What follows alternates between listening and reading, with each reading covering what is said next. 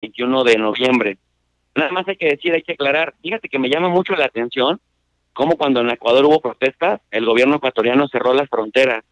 y también esto pasó en Bolivia. Y bueno, pues ahora que en el golpe de Estado contra Evo Morales, pues ahora del 21 de noviembre para acá, cuando se anuncian paros y se anuncian marchas multitudinarias, el gobierno de Colombia también está implementando de forma previa medidas en todo Colombia, en los pasos fronterizos con Venezuela, con Brasil, con Ecuador y con Perú, cierran por cualquier cosa, y por cualquier cosa nos referimos a que de alguna manera se tratan de curar en salud con algo que estos mismos gobiernos, tú recordarás que Colombia pertenece también al Grupo de Lima, intentaban hacer en Venezuela, metérseles a la fuerza con supuesta ayuda humanitaria, donde en realidad los servicios de inteligencia venezolanos dicen que lo que querían meter, tratado de comida y de medicina, pues eran armas para fortalecer a los golpistas al interior de Venezuela. Entonces, para curarse en salud, estos gobiernos como el de Colombia lo que hacen es cerrar los pasos fronterizos cada que va a haber manifestaciones masivas, y entonces alistan también a sus cuerpos de granaderos o sus cuerpos de antimotines, y han sido muy violentos, han sufrido las protestas en Colombia muy violentas. También hace semanas me habías preguntado al respecto y te había yo comentado que parte de esta gran lucha no solamente es ideológica, Vicente, sino también es estructural, y no solamente afecta a los que votaron por Petro, el candidato de izquierdas en Colombia, al que derrotó Iván Duque, presidente de la derecha, del Centro Democrático, al que por cierto apoya un ex amigo tuyo y ex amigo mío también, que Vicente, cuando te falta el ingreso, cuando pierdes poder adquisitivo tú como ser humano, como individuo, cuando estás expenso a que te despidan arbitrariamente sin una liquidación, a que te reduzcan la pensión, a que pagues más impuestos, a que prácticamente tu trabajo sea subvalorado, esto ya no tiene que ver con ideologías, tiene que ver con un daño directo que viven todas las personas. Decía yo, tanto los que votaron por Iván Duque como los que votaron por Petro. Por eso es que hoy en día el nivel de aprobación de Iván, según la encuesta Gallup, pues ya bajó hasta el 26% de aprobación, y hasta un 69% reprueba su gestión. Y es que hay cosas, decía yo, el paquetazo. El paquetazo es más o menos por la línea de Chile y por la línea de Ecuador. Es decir, la implementación o el regreso del neoliberalismo abiertamente a Colombia, que hace las condiciones pues más difíciles para los colombianos. Por ejemplo, elimina el fondo de pensiones estatales, reduce el salario para los jóvenes, hay una especie como de medida que dificulta pues prácticamente el ahorro de las nuevas generaciones colombianas, las cuales también le invierten un montón de dinero en su educación. Oye, No hay profe, becas, por ejemplo, como en México, para estudiar, por ejemplo, posgrados, y nada les garantiza que a pesar de que gastan en sus maestrías o en sus licenciaturas, les den trabajo cuando egresan. La otra es la oye, profe, educación, justamente, sí. profe, perdón por interrumpirte, pero para entenderlo bien, lo que ocurre en Colombia es parte de esta que muchos señalan como la primavera latinoamericana, o hay que ver todos estos brotes, estas manifestaciones de diferentes países por separado, o es un todo de la región. Me parece que son reacciones de las diferentes sociedades de los distintos países de América Latina a la implementación coordinada de gobiernos de derecha, sobre todo de ultraderecha, a restablecer las reglas del juego del consenso del Washington de 1990, que justamente buscaba atender las recetas neoliberales del Fondo Monetario Internacional y del Banco Mundial, que por cierto, el otro día decía el presidente Correa, el expresidente Correa de Ecuador, que él no sabía por qué le decían consenso de Washington, si en realidad no había habido consenso, había sido una imposición directamente desde arriba para que la atendieran los de abajo. Y en ese sentido, a tu pregunta, Vicente, mi respuesta es esa. Me parece que es una reacción porque reimplementar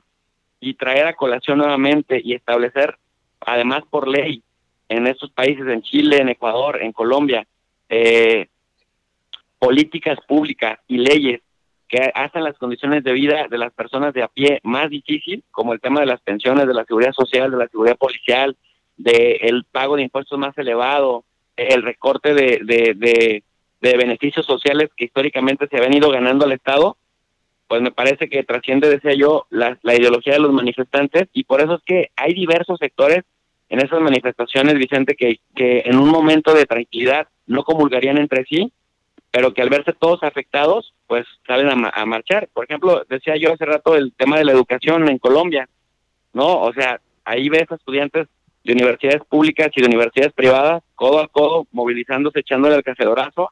Ves también a sindicatos de la educación que históricamente han colaborado con los gobiernos anteriores, pero que ahora también se sienten rebasados, y que hay recortes presupuestales, por ejemplo, para la educación pública, que van a poner, si de por sí Colombia también carece de infraestructura educativa en la Colombia profunda, pues que se traduce en falta de instalaciones, en falta de pago a profesores, etcétera. Pues imagínate, esto representa un atraso estructural para las nuevas generaciones, para la infancia, que los condena a tener una vida marginal, porque al igual que en México, Vicente, en Colombia se ve mucha desigualdad, y uno de los grandes sellos es que que hasta el 80% de la gente que nace en la pobreza se mantiene en ella. Solamente un 9%, 10% estiman algunos estudios, logra trascender o logra escalar socialmente, económicamente, esa gran barrera de las condiciones estructurales de pobreza en las que naciste. Y eso tiene mucho que ver con la educación. Dicho de otra manera, la educación se convierte en esta herramienta que a esos pocos que pueden trascender su escala de origen,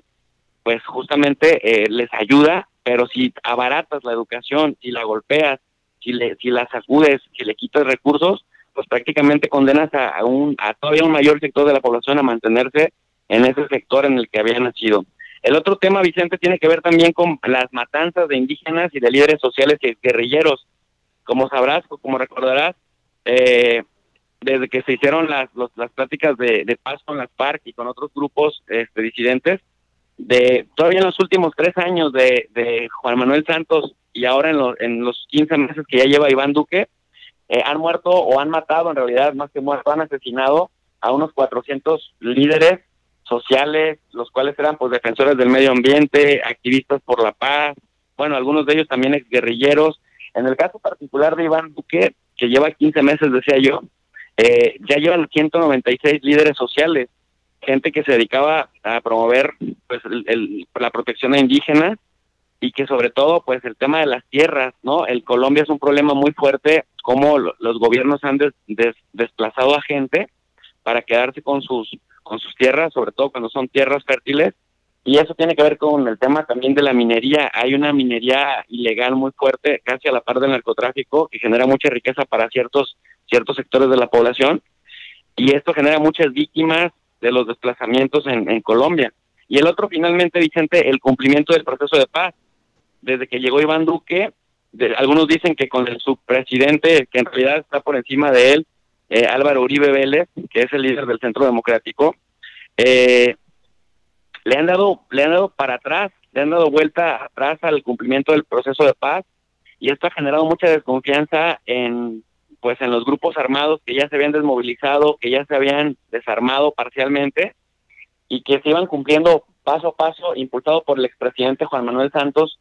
Paso a paso se iba llevando a la consolidación de la paz. Pues recordamos que hasta lo hicieron Premio Nobel de la Paz a Juan Manuel Santos, pero su rival político, otro su compañero ideológico, Iván Duque, empezó a echar para atrás todo lo que se había avanzado con Santos, y esto ha generado que muchos grupos en Colombia perdieran la confianza en el Estado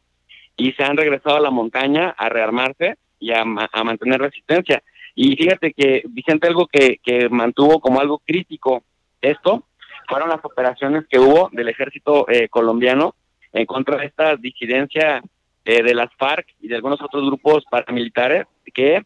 se tradujo en el asesinato de algunas 18 personas, y en este operativo murieron menores de edad. Entonces, ¿qué pasa? ¿Cuál es el escándalo con esto?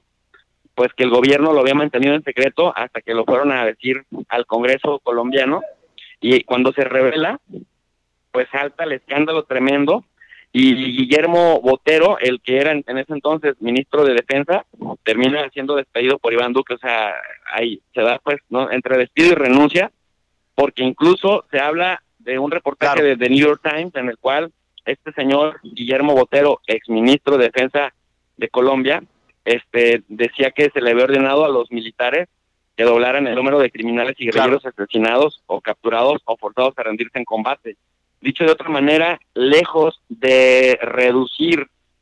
las negociaciones de paz, empezaron a acercarlos y a radicalizar la persecución por parte del Estado de estos grupos, pues que ya habían más o menos aceptado rendirse o que ya habían más o menos aceptado desplazarse y desmovilizarse. Que buscaban una opción política, un conflicto que era considerado como el conflicto más antiguo del hemisferio occidental, Vicente. Profe, quiero invitar a todas las personas que nos están viendo y escuchando a que también se suscriban a tu canal de YouTube. Lo pueden buscar como Tu Profe de RI. ¿Por qué de RI? De Relaciones Internacionales. Y pueden buscar al profesor Jesús López Almejo en Twitter en @JJLópez_Almejo. Oye, profe, antes de despedirte y agradecerte tu paciencia,